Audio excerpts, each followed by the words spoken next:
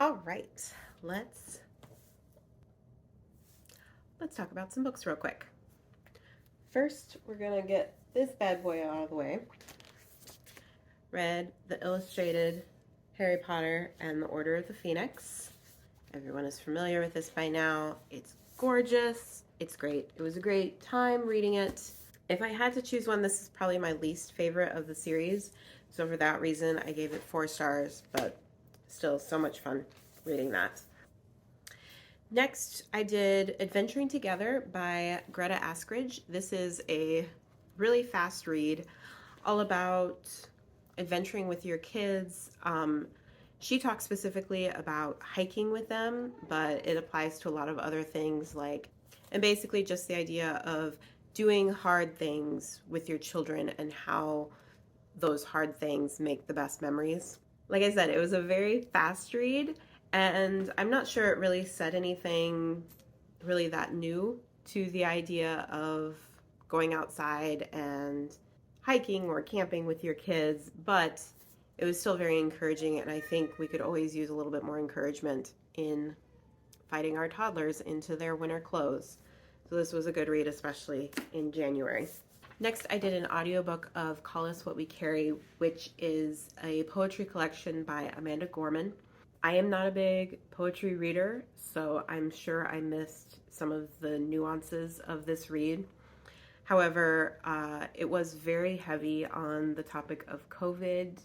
It just talked a lot about the human and societal experience of that whole era. I really appreciated the historical tidbits that she brought into her work. I think I would have just liked a little bit more variety in her poetry topic instead of focusing solely on the one episode of COVID. So that was 4 stars from me.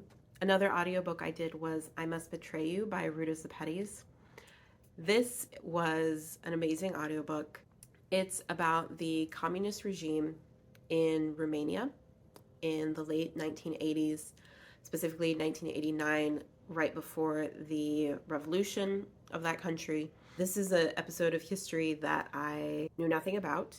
At least if I did ever learn about it in my primary education, I did not retain that information, which is something that I love to read about.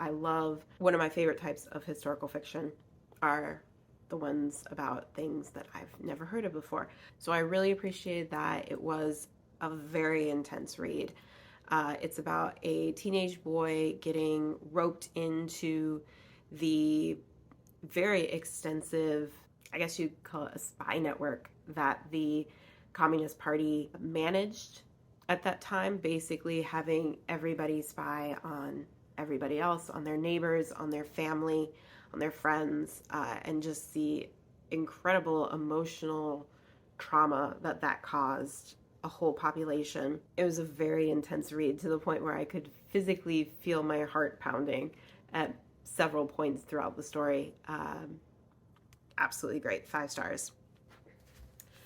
Then I read The Appeal. This is a mystery thriller that is told entirely through messages, which I was concerned that I would have trouble following it because of that, but really had no issue following this book at all. It was amazing. It was a very fast read considering how long it is. Fiona, stop that, please. Go away. Shoo, shoo, shoo. It was a very fast read. This is a book that had me up past my bedtime, which I don't like doing anymore because babies do not understand sleeping in the morning, but I just had to finish it. It was very, very good thriller. This was a 5 star. I'm definitely going to be picking up the rest of Janice Hallett's works. I know she has 2 other thrillers out, both of which are also written in that mixed media style.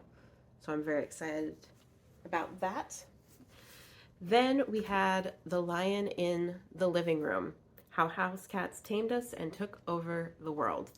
This was a fascinating read. It's about the domestication of cats, and the first couple of chapters are specifically about the domestication and just how feline domestication differs so much from basically any other domesticated animal. and the timeline of that progression, which is something that I'd never thought about before, and I found that to be very, very interesting. And then it also talked a lot about just the societal and cultural impact that cats have had, especially in the last century, especially in the last decade, since the internet has come up, and how they've really taken over that. The reasons why, or the speculations why cats are the animal that took over the internet over all others, basically. It was just a really fascinating book. I did give this one 4 stars just because I found some of the writing to be a little contradictory at times. Specifically, at one point, the author talked about the benefits that cats provide or lack thereof, and they give a lot of examples about cats who don't necessarily hunt mice or rodents. And they provided examples of like photographs that of showing cats just sitting watching a rat and not actively attacking it. But then in the very next chapter, they talked about how cats have almost completely wiped out this one subspecies of like swamp mouse. So I didn't really understand some of her logic progressions in that regard, but still a very, very fascinating book, especially for someone who likes cats. And then my last audiobook for the month, let me make sure I say this correctly, it was Hunt, Gather, Parent, What Ancient Cultures Can Teach Us About the Lost Art of Happy, Healthy Little Humans. So we have, the author went to 3 different ancient cultures and basically studied how they parent and all these kind of lost art forms of parenting that they use to raise their kids, and just how their kids are so happy and helpful, as the title says, and what modern parents can bring into their own parenting for that. What I specifically liked about it is that when I was reading the reviews, I saw a lot of people did not like that the author provided contradictory advice for the parents that she brought from these different cultures.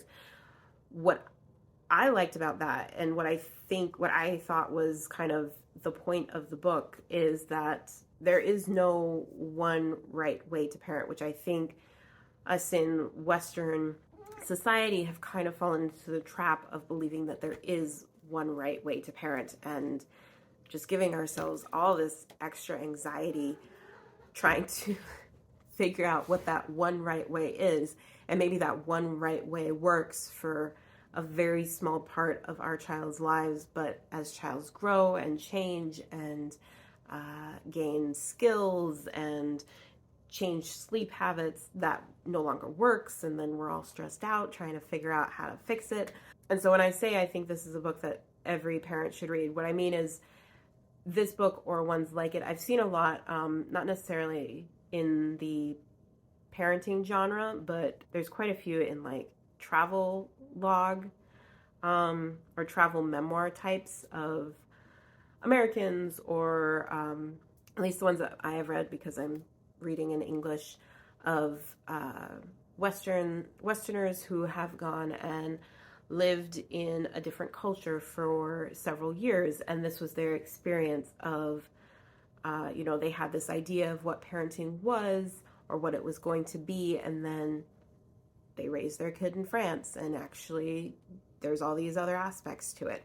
And so I think that's a very good, very healthy thing for parents to do, especially if you are someone who is prone to anxiety of just, there are all the ways to parent, and the kids are going to be fine. It's all good.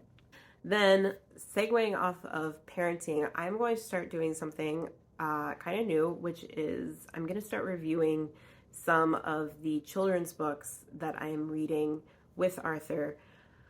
One, because I think there's some really good picture books out there right now, and 2, people do not review children's books as much as they should. This month we had The Runaway Bunny by Margaret Wise Brown, classic.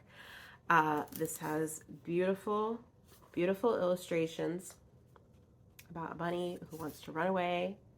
And the mom is like, you cannot run away because I love you so much. It was a beautiful story. I found the semi-rhyme sequence throughout the story to be not, it didn't roll off the tongue very easily. So for that, ding in read aloud ability, 4 stars for the Runaway Bunny. Then we had John Ronald's Dragons, the story of J.R.R. Tolkien. Obviously, about Tolkien and his writings. Again, beautiful, beautiful illustrations. Very cute story. However, at the end of the day, it was just a standard picture book biography. I don't think it brought anything too unique to the table. So 4 stars for that. And then a 5-star read that we had was Up in the Garden, Down in the Dirt. This is by Kate Messner, and she's done a whole series of these nature books that I absolutely love. I've done 3 or 4 of them now, and they're all 5 stars. They are gorgeous, and they just show all the different angles and aspects of one particular section of nature or one particular season. And I think they're just really great. I could definitely see these being really handy external resources for like nature science studies when Arthur's a little older. So 5 stars. All right, so that was the recent wrap up. I will try to do these a little bit more regularly, but no promises with baby. Fingers crossed.